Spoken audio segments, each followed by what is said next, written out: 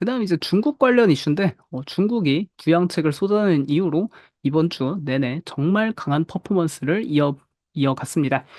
중국 증시가 그래서 이번 중국 그 정부의 부양책 발표 이후로 2008년 이후 중국 증시 최고의 한 주를 보냈다고 하는데 2008년 그러니까 11월 금융위기가 있었던 당시죠. 금융위기 당시 최고의 성과로 이 CSI 300 지수는 일 주일간 15% 상승했다. 그리고 홍콩 항생 지수 같은 경우에는 1998년 이후 최고의 한 주를 보내면서 정말 이 최고의 한 주 수익률 이거 놓치면 수익률이 말짱꽝된다 하는데 그 최고의 한 주를 이번 주에 보냈다 볼 수 있겠습니다.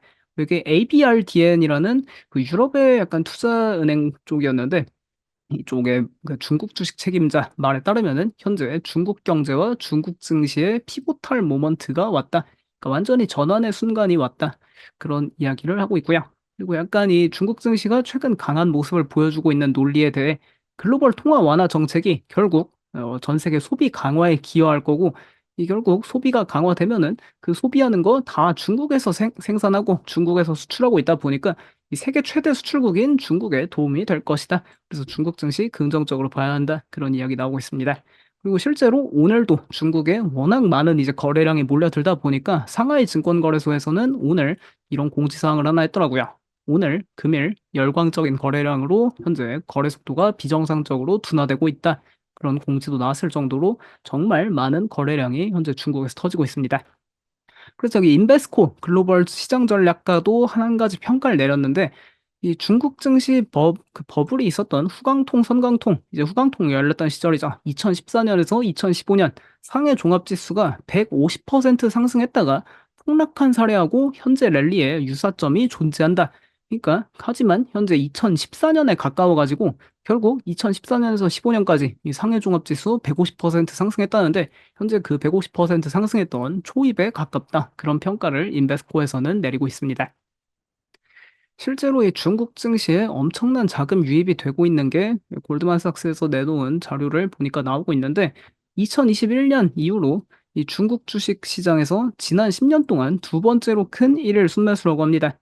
가장 컸던 그러니까 지난 10년 동안 중국 주식 시장 가장 컸던 순매수는 2021년에 한 번 있었고 그다음으로 큰 정도로 이 매수 유입이 많았다 볼 수 있겠고요. 중국 주식시장 외에도 홍콩 시장에서도 그러니까 홍콩 거래소에도 상당한 자금 유입이 나타났는데 이 홍콩 거래소 거래 대금은 오늘 사상 최고를 경신했다고 하고요. 그러니까 거래 대금은 결국 거래 회전되면서 발생한 이제 매도 금액인데 이게 사상 최고를 오늘 홍콩 증시에서 기록했고 하지만 이 상해하고 선전 거래소의 거래 대금 같은 경우에는 아직은 2014년에 비하면 여전히 미미한 수준이다 이런 게 나오고 있습니다. 그러니까 2014년 그 후광통 버블이 있었던 시절에 정말 많은 거래 대금 발생했었는데 아직은 뭔가 중국 증시 이렇게 가파르게 상승하고 있어도 거래 대금은 아직은 그 정도 수준은 아니어서 여전히 2014년의 초입이다라고도 그런 평가 일리가 있을 수도 있겠습니다. 그리고 중국 주식 시장이 최근 이런 부양책 영향이 있다 보니까 그 아주 월가의 거물인 아팔루사 매니지먼트 헤지펀드 항상 13F 공시 나오는 시즌 되면은 이 아팔루사 매니지먼트의 13F도 막 CNBC 메인 뉴스에 많이 나오죠. 이 데이비드 테퍼 같은 경우에는 중국 주식 비중 확대를 외치고 있습니다. 일단 자기는 이미 이번 달 초에 페드가 금리 인하를 하게 되면은 이제 중국이 그다음으로 완화를 시작할 것으로 예상했기 때문에 중국 주식을 매수하기 시작했다. 이미 이번 달 초부터. 가장 큰 베팅은 중국 주식 매수였고 그리고 우리 아팔루사 매니지먼트에서는 조금 더 오래 더 많은 중국 주식을 보유할 것이다. 그리고 중국 주식에 대한 투자 한도도 확대할 것이다 이야기하고 있습니다. 그러니까 이 결국 헤지펀드에 약간 투자 비중이 있다 보니까 그 한도가 있어서 원래 어느 정도 이상은 투자하기 어려운데 중국 주식에 대한 투자 한도를 확대할 거라는 평가하고 있고 결국에 시진핑 주석이 돌아섰다. 그동안 공동부유, 부동산은 이제 그 주거용이지 투기용이 아니다. 그런 이야기 했던 그 사람이 갑자기 이제 부동산 시장을 되살리기 위해 모든 걸 해야 한다. 그런 식으로 이제 스탠스를 바꿨다 보니까 중국의 경제 부양 노력이 확인되고 있다. 그러면서 중국 대형주들이 두 자릿수 성장률을 기록하는데 한 자릿수의 PER을 기록하고 있다. 미국의 S&P 500이 20배 이상으로 거래되는 것과 비교되는 수치라 결국에 중국 주식시장 여러 가지 문제도 있고 했지만 경제 상황도 현재 그렇고 결국에 싸다, 저렴하다 그 논리를 펼치고 있습니다. 그러면서 이제 자기가 미국에선 뭐 살 건지도 말해주고 있는데 중국 투자의 일환으로 카지노 주식인 윈리조트하고 라스베거스 샌즈 매수 계획에 있다. 그리고 지정학적 리스크 그런 거에 대해 사람들이 많이 문의를 하고 경고를 하고 있는데 지정학적 리스크를 이 위험 감수할 가치가 있을 정도로 투자 매력도가 높다. 그러면서 뭐 나의 반대 의견은 중요치 않다. 뭐 남들이 반대하건 말건 내가 생각하기에는 이게 상당히 매력적인 위험 대비 보상이어 가지고 "나는 들어간다." 이야기하고 있습니다. 여기 실제로 데이비드 테퍼, 아팔로사 매니지먼트, 설틴 F 파일 가장 최근 거 보면은 근데 약간 어쩌면 그런 걸 수도 있습니다. 본인이 본인 헤지펀드에서 알리바바 비중이 연초부터 1 위였기 때문에 조금 긍정 편향으로 이야기하는 걸 수도 있다. 그 점을 좀 고려할 수도 있는데 일단 가장 최근에 나왔던 지난 이제 그 지난 몇 월이죠? 지난 8월 중순에 나왔던 설틴 F 파일 그 당시 보면은 이제 포트폴리오 1위 비중인 알리바바 같은 경우에는 6.7% 축소했다.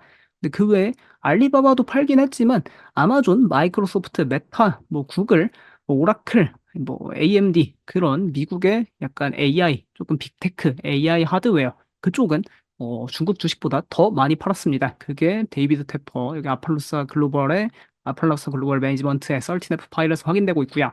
알리바바 비중은 포트폴리오에서 12% 갖고 있다고 합니다. 그리고 중국 주식 핀투어투어, 바이두 요런 것도 많이 갖고 있는 분이다 볼 수 있겠고요. 그래서 이 데이비드 테퍼의 아팔로스탁 매니지먼트에서 또 갖고 있는 뭔가 알리바바 같은 중국 대형주도 갖고 있지만 여기 설틴F 파일 보면은 이 KWEB 여기 크레인시얼스 CSI 중국 인터넷 ETF 요것도 갖고 있더라고요. 그래서 이 차트 오늘 하나 가져왔는데 결국에 이 KWEB ETF는 약간 알리바바, 뭐 징동닷컴, 핀두어두어 그런 중국 인터넷 기업들, 테크 기업들 위주로 구성되어 있는 이 ETF인데 이번 한 주 동안 정말 파멸적인 주가 상승이 나타났습니다. 결국 데이비드 테퍼는 계속해서 페드 금리 인하 이후로 중국과 관련된 모든 것을 더 많이 매수해야 한다. 이것을 외치고 있는 상황이고요.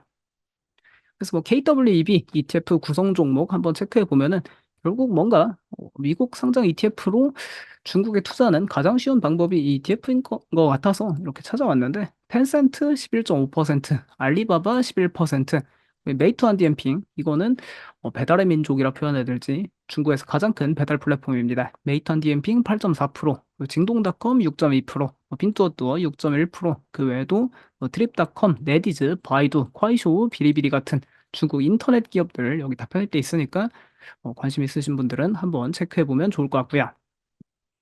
그래서 그리고 또 여기 뭐 ETF나 중국 주식 직접 투자 외에도 ADR 외에도 미국에 상장돼 있는 약간 중국 관련 기업 데이비드 테퍼는 이거를 자기는 매수하겠다라고 CNBC에서 말했습니다. 그 기업이 일단 라스베거스 샌즈하고 여기 윌리조트인데 두 카지노 기업 모두 다 결국에 중국의 부양책 발표 이후로 가파른 주가 반등세 확인되고 있다. 체크해 보시면 좋을 것 같습니다. 그래서 윈리조트에 대해 마침 오늘 투자 의견도 하나 업데이트되고 있는데 모건 스탠리에서 투자 의견 중립에서 비중 확대로 업그레이드하고 목표 주가도 97에서 104달러로 업그레이드하고 있습니다. 이 내용을 보니까 거의 바닥에 근접한 밸류에이션 상태고 그리고 UAE 아랍에미리트에서 과소평가된 성장 기회가 있다. 마카오에 대한 옵션이 현재 유리한 위험 대비 보상이 있고 그리고 재평가 잠재력을 제공한다. 그리고 여기가 윌리조트가 10월 8일 날 뭐 애널리스트 데이가 있나 봅니다. 애널리스트 행사에서 UAE 프로젝트에 대한 세부 사항, 자본 수익률 증가를 주가의 촉매제로 판단한다. 라면서 뭐 중국 경기 부양책도 있고 앞으로 다가오는 애널리스트 데이도 주목할 요인이다 평가하고 있습니다. 그리고 이런 중국 증시 부양책이 나오고 중국 관련해서 긍정적인 코멘트가 계속 나오는 상황에서 이 중국에서 또 사업 영향력이 어마어마하게 큰 기업이 움직이기 시작했습니다. 여기 캐시미어를 입은 늑대 LVMH 제국 명품 제국을 일구고 있는 베르나르 아르노 회장이 현재 움직이고 있는데 약간 M&A에 나서고 있는 것 같습니다. 물론 이제 지금 당장에 이 몽클레르를 인수한다 이런 건 아니고 결국 일단 몽클레르의 지분을 획득한다 그 이슈가 나오고 있는데 근데 결국에 LVMH 그동안 행동 전례들을 봤을 때는 일단 지분 인수를 하고 그다음에 뭔가 엘캐터튼을 통해서 해당 브랜드를 인수하는 사례가 좀 빈번하게 있었기 때문에 좀 눈여겨볼 필요 있겠고요. 결국에 여기 이 베르나르 아르노 회장은 세계 부자 현재 2위, 3위, 막 1위 경쟁할 정도로 상당히 사업 역량이 뛰어나신 분이죠. 이분이 움직인다는 거는 명품 시장이 뭔가 바닥을 치고 돌아설 가능성이 있으니까 이런 걸 좀 움직인다 볼 수 있겠는데 여기 몽클레르 회장이고 이면서 CEO인 레모 루피니가 이끄는 그 투자회사 더블 R이라고 있답니다. 여기 더블 R의 지분 10%를 LVMH에서 인수한다라는 발표가 오늘 나왔습니다. 그러니까 몽클레르를 여기 몽클레르 CEO가 운영하는 투자회사 더블 R을 통해서 지분을 이제 통제하고 있는 건데 그리고 이제 몽클레르 지분 15.8% 갖고 있는 여기 더블 R의 지분 10%를 LVMH에서 인수하면서 앞으로 이 지분을 최대 2배 이상 22%까지 늘릴 예정에 있다. 이런 이야기 나오고 있습니다. 상세한 거래 조건은 공개되지 않았고 단지 이제 베르나르 아르노 LVMH 회장의 성명문만 하나 나왔는데 몽클레르는 지난 20년간 업계에서 가장 뛰어난 성공 스토리를 보여준 기업이다. 몽클레르 그룹의 독립을 지원할 것이다. 이야기하고 있습니다. 몽클레르 확실히 아시아에서도 정말 인기가 많은 브랜드죠. 국내에서도 인기 정말 많은데 그래도 브랜드 위상은 정말 뛰어난 게 과거에 2019년 그 구찌, 보테가 베네타, 이제 생로랑 그런 거 갖고 있는 캐링에서도 몽클레르 인수하려고 그때 계속해서 루머가 돌고 결국에는 캐링에서 우리가 몽클레르 인수 안 하겠다라고 뉴스가 나왔던 사례가 있는데 결국 이 양대 명품 제국을 일구고 있는 LVMH와 캐링 양쪽 다 이렇게 군침을 흘렸던 기업이다. 볼 수 있으니까 상당히 매력적인 기업이라 볼 수 있겠고요. 그리고 여기 국내에서도 유명한 스톤 아일랜드도 몽클레르에서 한 3-4년 전에 인수한 브랜드입니다. 그래서 중국에서 이렇게 대규모 부양 패키지가 나오다 보니까 앞으로 조금 명품 시장 활기가 기대되고 있는 상황인데 활기가 다시 되찾을 것으로 최근 YTD 기준으로 LVMH 여전히 마이너스 흐름 보이고 있고 몽클레르도 오늘 이런 약간 지분 투자 소식 나오면서 급등해가지고 이제 막 플러스 전환됐는데 결국 이 명품이라는 게 약간 사람의 욕망을 자극하고 결국 인간 본성에서 뗄래야 뗄 수 없는 산업이다 보니까 이번에 중국에서 만약에 진짜 경기 반등한다 그러면은 이런 시장도 확실히 기대가 되지 않을까 볼 수 있겠고요. 그리고 일단은 LVMH에서 몽클레르를 이제 지배하고 있는 그 몽클레르 CEO의 투자 회사의 지분을 10% 획득한다 그 이슈지만 결국엔 이제 인수 가능성도 추후에 있다 볼 수 있는 게 가장 최근 사례입니다. 이 토즈라는 명품 브랜드도 있죠. 여기도 백화점 명품관 1층이나 2층 가보면 있는 브랜드인데 여기 LVMH에서 토즈를 2021년 초에 지분 투자를 시작했고 그다음 올해 초에 여기 LVMH의 그 사모펀드인 L 캐터튼에서 대규모 지분 인수를 통해 가지고 이 토즈를 비상장으로 전환시킨 사례가 있습니다. 그러니까 결국 대규모 지분 인수하고 비상장으로 전환할 정도면은 이 지분을 사실상 인수에 가깝게 그 지분을 거의 통제한 거니까 LVMH에서 추후에 이 몽클레르 완전히 지분 과반 이제 차지해서 인수할 가능성도 충분히 있다. 이런 거 앞으로 지켜볼 필요 있겠습니다. 그래서 몽클레르가 이렇게 LVMH에 인수되면서 어떤 기업들이 뭔가 떠오르는지 미국 증시에서 좀 찾아봤는데 일단 미국 증시에서 몽클레르가 LVMH에 인수된 건 아니죠. 어쨌든 LVMH에서 지분 투자를 시작하고 앞으로 파트너십 가능성이 높아지는데 결국 이제 몽클레르가 LVMH를 등에 업으면서 경쟁 브랜드라고 볼 수 있는 캐나다 구스가 어쩌면 피해를 볼 가능성이 좀 높아지지 않나 싶습니다.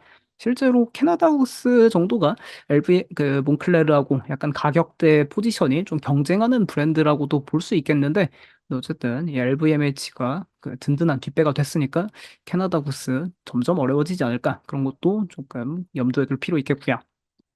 그리고 또 떠오르는 브랜드는 결국 이제 이런 프리미엄 아웃도어, 프리미엄 국내선 패딩이라고 부르죠. 그런 시장에서 아크테릭스도 약간 몽클레르가 이렇게 LVMH를 등에 업으면서 더 거대해질 가능성이 높아졌으니까 좀 위협을 받지 않을까 그런 것도 생각해 볼 수 있는데 근데 사실 아크테릭스의 가격 포지션은 몽클레르보다는 훨씬 저렴하죠. 아크테릭스도 이제 한 그 10만 원대 후반 그러니까 막 7-80만 원, 90만 원도 하고 50만 원대 비싸야 이제 100만 원인데 몽클레르는 비싼 건 하염없이 비쌉니다. 그래서 직접적 경쟁 포지션은 아닌 것 같아서 그래도 아크테릭스 정도는 몽클레르가 이렇게 LVMH 손을 잡더라도 조금은 낫지 않을까 그런 거 보면 좋을 것 같습니다.